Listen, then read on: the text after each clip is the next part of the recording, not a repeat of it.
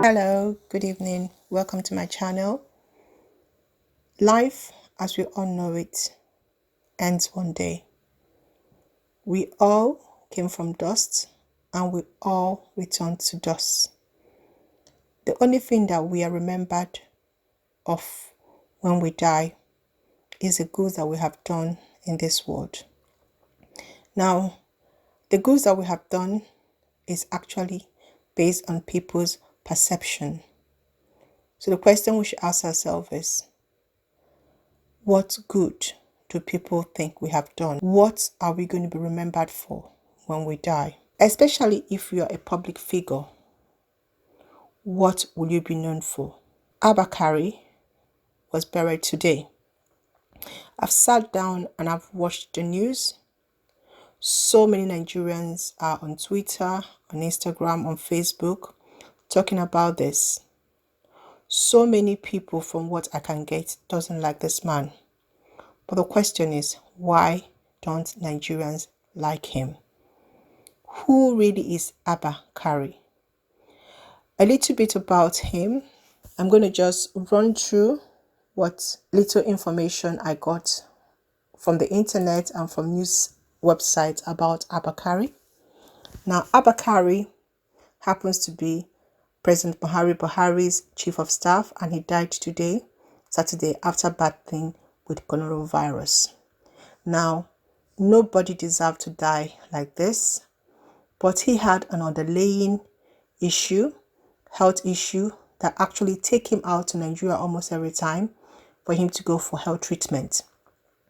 What is causing a lot of controversy or talk is the fact that this man is of power.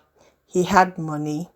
When he was alive, he could have built hospitals for Nigeria. So most Nigerians that are talking or are angry, they are angry because he had the money. He had access to money. Now, these people are the people that Nigerians call the Cabal in Aso Rock. They were the ones that were dictating everything Buhari was doing. So they had the money. But Nigerians are angry because when he had the opportunity to build the health sector of our country, he did not.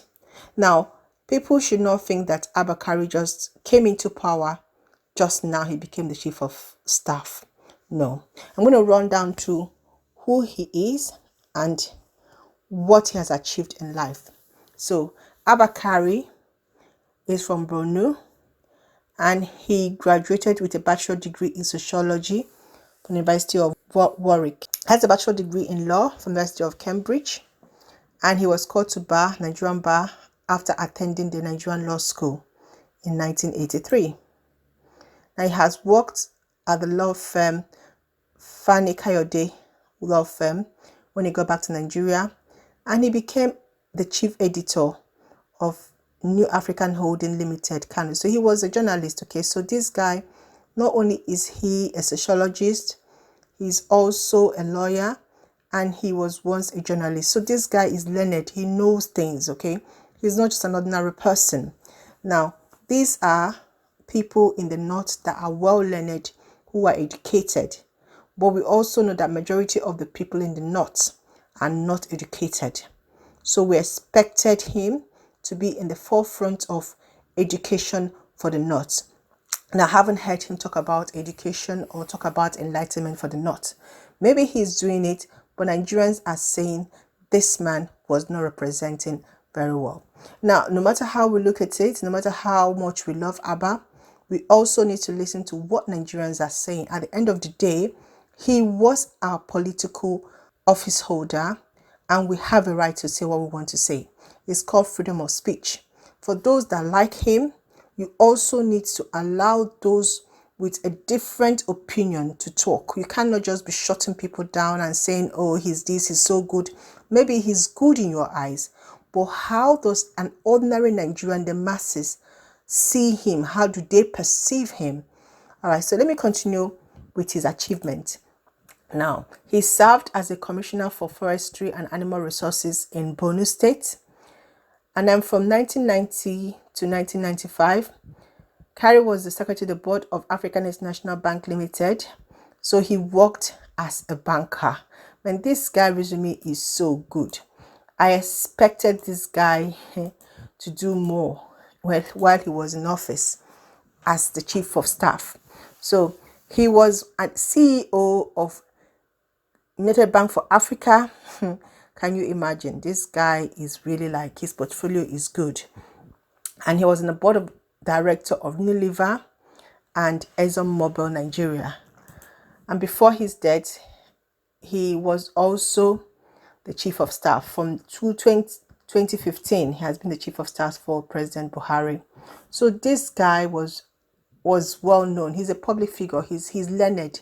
He's traveled. He's been there. He knows a lot. This guy has money, okay? So he's not just an ordinary person. But how did he die? So from the story I'm getting, Abba went for electricity conference, or has to do energy conference in Germany with the Minister of Power. That's a Siemens AG conference or something. Now, my question when I read that was, Abba is 85 years old. This man is old. Was there no young engineer that the Minister of Power would have taken? This man has been in and out of hospital. We all know that. He's been in the news. We know when he travels. We know that he's been sick for some time. And COVID-19, and we've been talking about it since January. Now, he traveled March 7th and he stayed in Germany till the 14th. So, did he think he was immune to it? Why did he even go in the first place? Now, the story we are getting is that you are supposed to go there and finish a contract and sign a contract. So many people that are pro-Abba wants us to believe that he was going there to sign a contract for Nigeria, to help Nigeria work again, to help in electricity in Nigeria, to make things work for Nigeria. So for some other people, they believe that he was going there to profit because he is too old. He's not an engineer. He has never worked in NEPA before. What was his business? He is the president chief of staff. Why didn't they take engineers? Why didn't they take people who have an understanding of that particular field? Who have lots of young people who are experts in that field. They did not take them. They took Abba, who was 82 years old. You know what? Anyhow we look at it, this man is gone. He is buried. Whether we like him or we don't like him, let his life be a lesson. You know, there's no need shouting about it or condemning him or insulting him. Yeah, I mean, if that is going to make you happy, is that going to make you vent? Okay, go ahead. But the point is, may his life and death be a lesson to everybody. We are all going to die. Everybody is going to die. He is 82, people will say. He has lived his life. He has trained his children. But it kept me wondering when I heard that he's from Borno. Remember, Borno happened to be one of the states that the Boko Haram have been hitting. Like, they've always been attacking Borno. Is there a coincidence? This man has been called one of the die-hard cabal of Buhari's administrator. We've been told that most of the decisions that Buhari has made, it was Abba that made it. All we can say is, this life, we cannot carry the wealth, all the wealth that we are amassing, all the wealth that we are keeping in foreign accounts, all those things that we are doing in secret. We cannot carry it to the grave. See Abba now. Look at him. Yes, that's Abba. 6 feet. No designer casket. He's a Muslim, just buried. The most annoying thing is that people are not even observing the social distancing. But he's gone. May Allah grant him safe way to heaven, if Allah can, because we all have to give account of our life on earth. May his soul rest in peace. I'm not making this video to abuse him. I'm making this video for it to be a reflective point for all of us, especially those in authority. You can eat and eat and eat as much money as you can, but sometimes God does some things to level all of us. Coronavirus have leveled all of us. Imagine that the borders of the Western country were open. Imagine there was a vaccine. This man could have been flown to Germany or America or UK and he could have been cured, while the Nigerian public are left on their own. But he couldn't fly. He tried, but they turned back the plane from what we heard, and he died in Lagos. This was his press briefing when he was taken to Lagos, and they kept hiding where he was. There's a conspiracy theory that the Chinese that were brought in was because of him. I don't know.